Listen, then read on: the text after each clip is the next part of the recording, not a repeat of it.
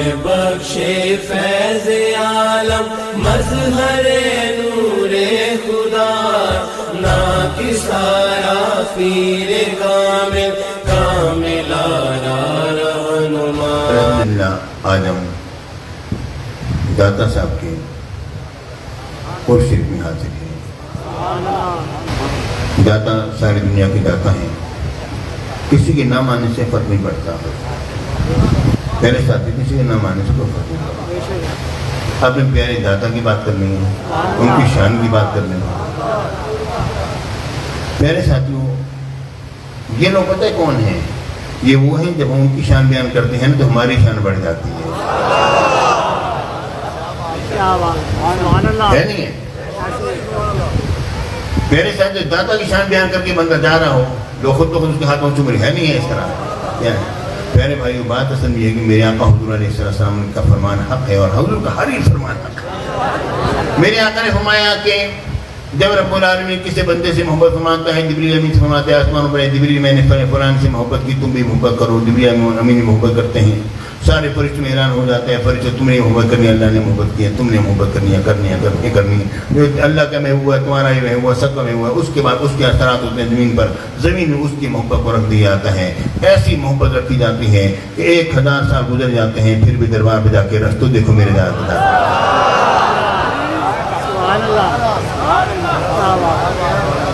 یہ محبت اللہ نے رکھی ہے. انکار کرنے والے کرتے رہے. ہاں بھائی, ہم تو نہیں کہتے مزارہ پر جانا, میرے کو ٹھیک ہے مت کہو. میرے کو ہم بھی کہتے ہیں تمہارے مزار پر نہیں جانا چاہیے, تو کو نہیں جانا چاہیے. کیوں بھائی, تم کیوں منع کرتے ہو؟ کیونکہ اللہ تعالیٰ نے روکا ہے. اچھا, تو جن مزارات پر جانے سے اللہ نے روکا ہے ان مزارات پر ہم بھی نہیں جاتے. قرآن پاک میں اللہ تعالیٰ نے صاف فرما دیا, اے محبوب, آپ نے کسی منافق کی نہ نماز جنازہ پڑھنی ہے, نہ اس کی قبر پر کھڑا ہونا ہے. وَلَا تَقُمْ عَلَىٰ قَبْرِي, کبھی اس کی قبر پر کھڑا نہیں ہونا. یعنی میرے آقا قبر پر کھڑا ہوا کرتے تھے, تبھی رب روک رہا ہے. میرے آقا قبر پر کھڑا ہوا کرتے تبھی رب روک رہا ہے نا.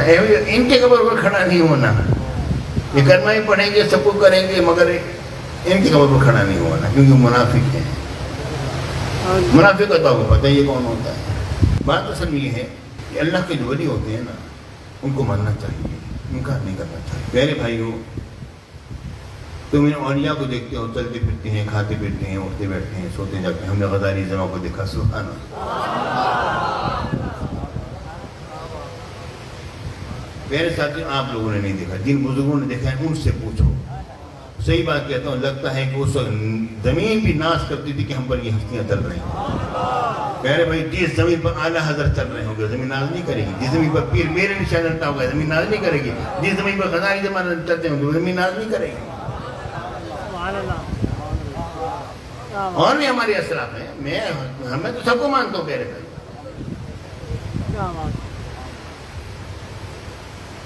پیارے ساتھیوں, یہ وہ لوگ تھے جب چلتے تھے نا تو فرشتوں سے باتیں کرتے. انہوں نے کیا کہا؟ ہمارا رب اللہ ثم استقاموا, پھر وہ ڈٹ گئے اس بات پر, نہیں ہلیں گے اس چیز سے. میرا داتا ڈٹ گیا اس بات پر, میرا اللہ ہے, میرا رب اللہ ہے. غزالی زم ڈٹ گئے اس بات پر, اعلیٰ حضرت ڈٹ گئے, پیر بہرے شاہ ڈٹ گئے, خواجہ غلام فرید ڈٹ گئے, بابا فرید ڈٹ گئے, حضرت بہاؤالدین تقی مطالعی, شاہ رخ پیارا, موسیٰ باقی, حافظ اللہ ڈٹ گئے. پیارے ثم استقاموا, پھر ڈٹ گئے اس بات پر. رب فرماتے تتنزل علیہم الملائکہ, ان پر فرشتے اترتے ہیں. اب آپ کے اور میرے داتا گنج علی حیدری علیہ السلام فرماتے ہیں, ایک مرتبہ میں کسی روحانی مسئلے میں آ گیا. ایسے مسئلے میں آیا کہ میرے پاس اس کا کوئی حل نہ بن پڑ رہا تھا کہ میں کروں تو کیا کروں. اب میں نے یوں کیا کہ میں حضرت بایزید بستامی کے مزار پاک پر گیا, کیونکہ وہاں پر جب بھی میرے کو مشکل ہوتی تھی میں وہاں پر جایا کرتا تھا تو میری مشکل حل ہو جایا کرتی تھی. فرماتے ہیں میں وہاں پر رہا, 3 مہینے رہ گیا مگر میرا کام نہ ہوا. اس کے بعد پھر میں وہاں سے نکلا اور میں آیا, نکلا اور چلا, اور میں خراسان کے علاقے میں پہنچا. فرماتے ہیں میں ایک گاؤں میں پہنچا. وہاں پہ پہنچا تو خانقاہ تھی، خانقاہ میں بیٹھا ہوا تھا، صوفیوں کی جماعت ٹھہری ہوئی تھی. میں نے خدر کی میلی کچیلی گودری میں نے پہنی ہوئی تھی، فقیر والا لباس تھا.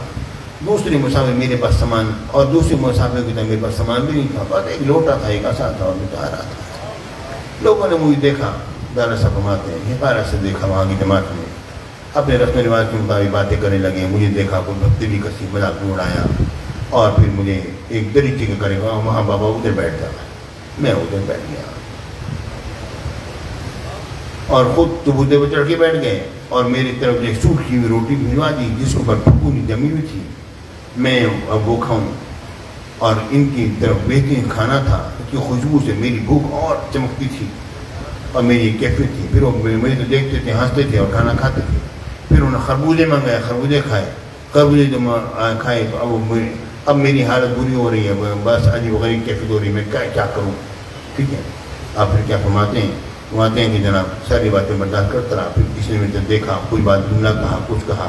ایک بندے نے اس طرح کیا، میں بیٹھا ہوا تھا، ایک چھلکا میرے پہ خربوزے کا پھینک دیا، میرے سر پہ پھینکا، دوسرے نے میرا اور پھینکا. میں برداشت کروں، میں نے کہا یا اللہ برداشت کی قوت عطا فرما، یہ تو کر رہے ہیں، اور یا اللہ بس میری برداشت باہر ہوتی رہی. پھر مجھے قوت عطا فرماتا تھا.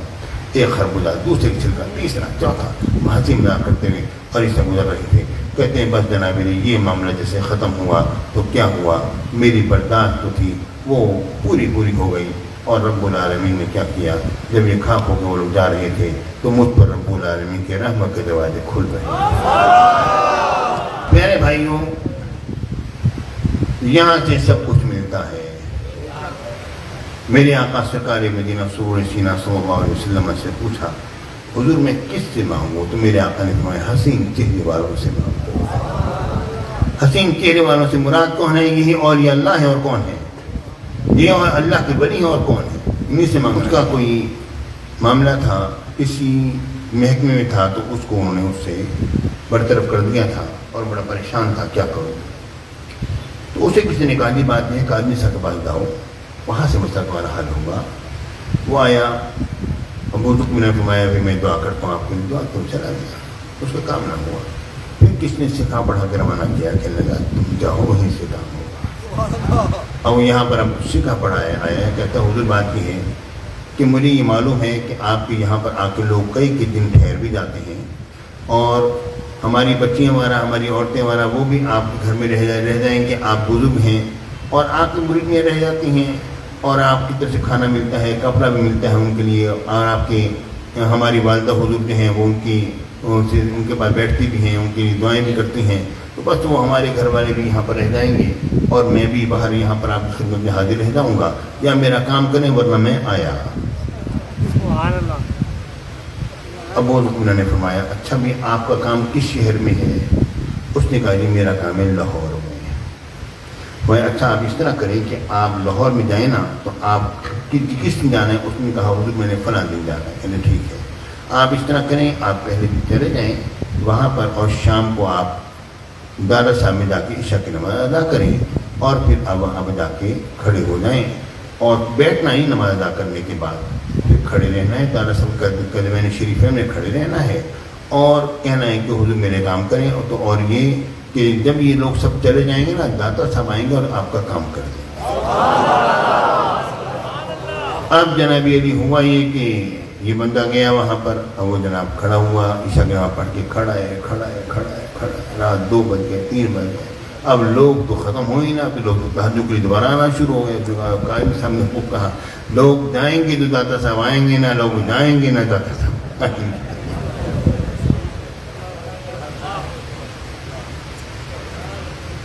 یہ خوب کہا ہوں. اب ایک کہتا ہے میں سوچ ہی رہا تھا کہ اچانک کھڑے میری آنکھ لگی. آنکھ جو لگی تو میں نے کہا دیکھا دربار لگا ہوئے ہیں، سب چولے میں ایک بزرگ تشریف فرما ہے. وہ آتے ہیں ہاں بھائی قاضی صاحب کا بندہ کدھر ہے؟ میں نے کہا حضور میں ہوں. میں تمہارا کیا کہا؟ حضور یہ کہا یہ تو ہو گیا اور بتاؤ. کہتا میں نے کہا حضور بس ہو کے میں آنکھ کھول گئی، کاش کچھ اور مانگ لیا ہو.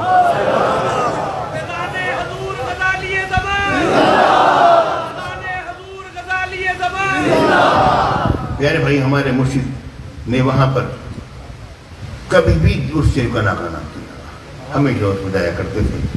آخری جب آیا اس وقت پر حجاز